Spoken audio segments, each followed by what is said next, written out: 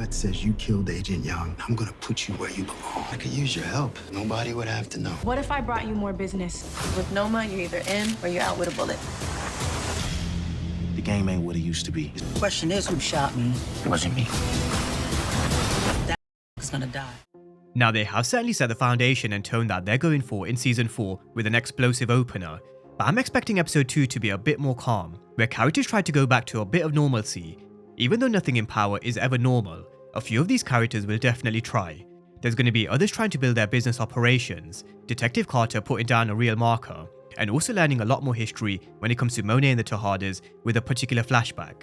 So there's going to be a lot to unpack with these exclusive pictures for Episode 2, along with a couple of clips. But let's start with the basics first with a title and synopsis, and then we'll work our way through the pictures and clips.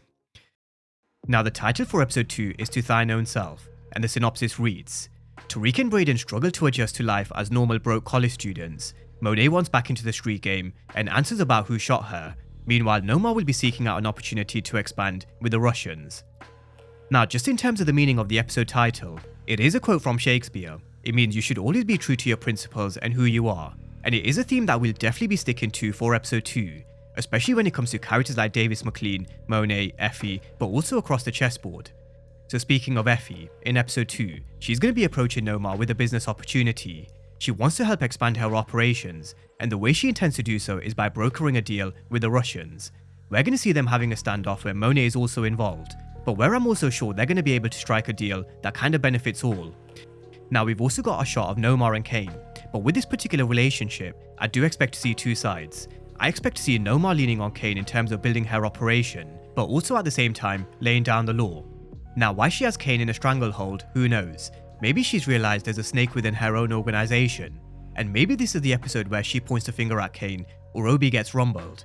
I always believed Obi was on borrowed time after he helped Tariq, and after 401, I do think he's skating on very thin ice. So I really wouldn't be surprised if Kane is actually playing detective again, not just for Noma, but also the situation around the Tejadas with Drew and Diana's betrayal, which we are going to get to in just a second. With Brayden and Tariq, the synopsis for Episode 2 teases how they're going to struggle to get back to living life as normal college students. But I don't know if Brayden will be coming back as a student, because let's not forget, he did get expelled for admitting he was the drug dealer who was running course correct. So he might just be here hanging around at Stansfield with Tariq, or he may even be back at Stansfield, although they would definitely have to answer how and why he'd be back. I thought with this war, and with Tariq losing his trust fund, there's no point being back at Stansfield, but I guess they've got nothing else at this moment in time. And they did also say it would kind of be nice to be regular college students, but let's see how that works out for them. Because where we see Tariq in a blue Stansfield polo, it looks like he might actually be working a regular job on campus, earning way less than he was in Season 3, which is a real fall from grace. From wearing tailor-made suits, watches, driving a Porsche, and flying on private jets, to now this. So it definitely will be a bit of a reality check, although I don't think it's going to last for too long. He'll definitely be back in business sooner or later, and no doubt, that's what Tariq and Brayden will be discussing at some point in Episode 2.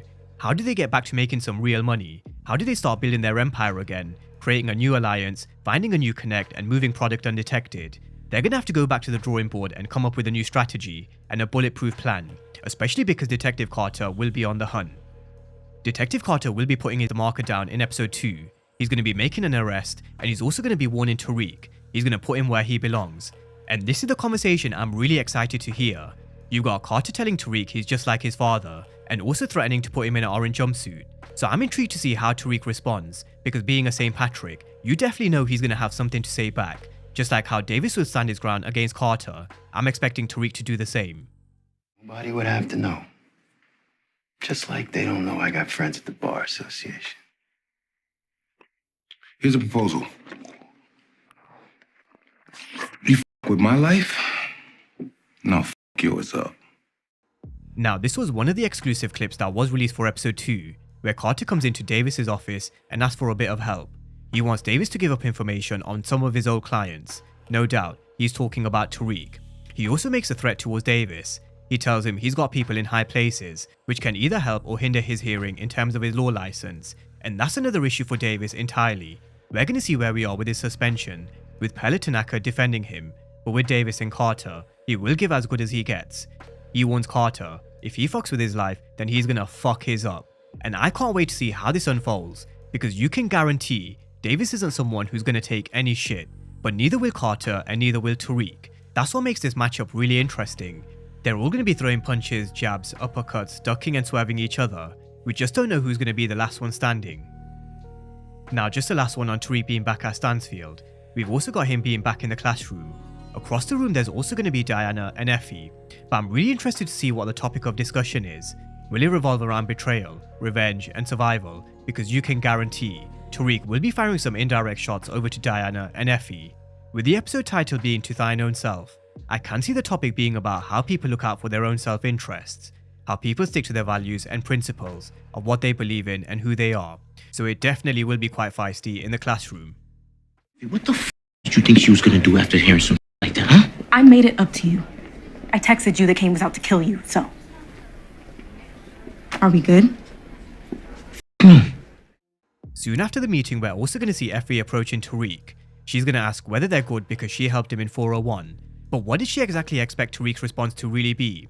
She set him up to die in the warehouse. She's also betrayed him not once, not twice, but 3 times, with the Lauren one being one which you can probably just about justify, but Tariq would see it as going behind his back. However, I still do feel they can help each other reach their end goal. Maybe not in episode 2, but definitely a bit later on down the line. That's because of where Effie wants to be and where Tariq wants to be. The issue is just the trust. Tariq will never trust Effie again, and rightly so. But let's see where they take Effie's story arc. I do think she'll start to sway away from Kane and Noma in the coming episodes, especially when they start to get together.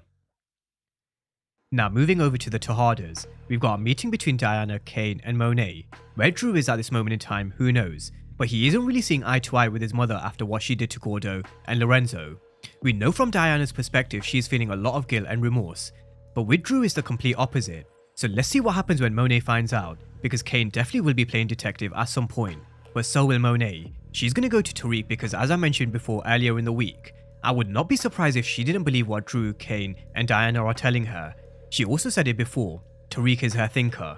So let's see what happens when these two get together and what they say, especially Tariq, because one thing he does know is, it was Tasha. Now we've also got our first introduction to Jeanette Stewart, Monet's cousin. It is said that she's someone who knows Monet best, so I wouldn't be surprised if she's the one who kind of unlocks this flashback scene that we see of Monet and I think baby Zeke or maybe even baby Kane. Whether that brings Monet to kind of self-reflect on her actions and maybe change her ways, I'm not too sure. I personally think she's someone who's way too stubborn to change, and that's the problem. She has been given this second chance, but she has to kind of change her ways, otherwise her kids are just going to do what they've always done. In terms of what other kind of impact Jeanette will have, I think her being a big churchgoer should probably be very judgmental in terms of what Monet and her family do for a living, and probably deliver some home truth just like Mecca and Lorenzo. Now we've also got an image of Brayden meeting Elle, so we're not just going to get our first introduction to Jeanette Stewart, we're also going to see Elle, and I wouldn't be surprised if Elle becomes a love interest for maybe Brayden. We know at some point they will have their issues, where their brotherhood will be tested, and Elle is a character who could definitely complicate things, like Holly once complicated things for Ghost and Tommy. Now elsewhere in episode 2 there is another storyline I am expecting or hoping to get answers to. In the trailer, we did see a very small glimpse of Tariq's Porsche when he rocks up to speak to Monet. So how did Tariq get his Porsche back? That's the big question, especially because I just don't see 2-Bit handing the keys over. I just don't see that happening. Now I'm really hoping 2-Bit doesn't die, but who knows. Either way, I am expecting us to get the answers as to how Tariq gets his car back. There's also Tasha's potential first appearance, and where does Rashad Tate fit into the storyline for season 4? Those are 2 characters who we still haven't seen, but definitely expect at some point. But with that being said, that's a preview for Power Book 2 Ghosts season 4 episode 2. And even though I do expect there to be a bit of calm, I wouldn't be surprised if there is a moment or two which completely takes us by surprise.